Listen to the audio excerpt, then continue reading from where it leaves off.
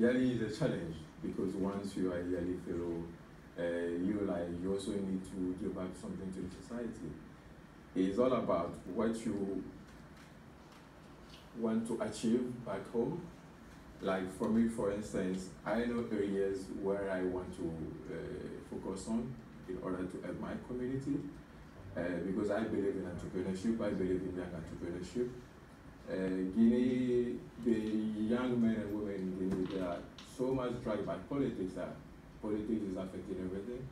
But it's my duty as a Mandela Fellow to make sure that young men and women, they are not that dragged by politics, but there is other things that they could do.